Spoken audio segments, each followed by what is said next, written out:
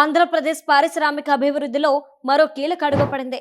రాష్ట్ర యువతకు అంతర్జాతీయ స్థాయి నైపుణ్యాలను అందించి వారిని గ్లోబల్ వర్క్ ఫోర్స్ గా తీర్చిదిద్దేందుకు త్వరలోనే కొత్తగా నేషనల్ స్కిల్ ట్రైనింగ్ ఇన్స్టిట్యూట్ ఏర్పాటు కానుంది.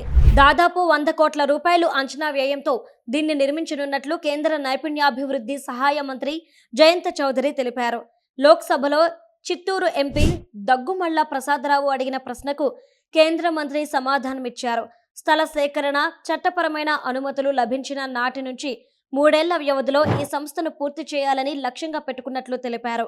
గతంలో ఉమ్మడి రాష్ట్రంలో ఉన్న 3 ఎన్ఎస్టిఐ సంస్థలు విభజన తర్వాత హైదరాబాద్కే పరిమితం కావడంతో ఏపీ యువత శిక్షణ కోసం ఇతర రాష్ట్రాలపై ఆధారపడాల్సి వచ్చేది.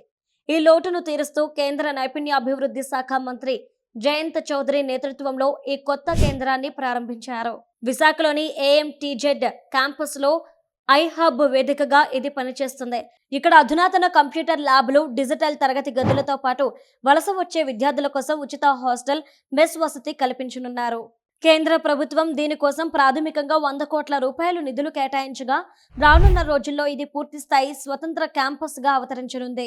ఏటా వేలాది మంది యువత computer software applications, crafts, instructor training వంటి కోర్సుల్లో శిక్షణ పొంది ఐటీ, మెడికల్ టెక్నాలజీ రంగాల్లో ఉద్యోగాలు సాధించవచ్చు.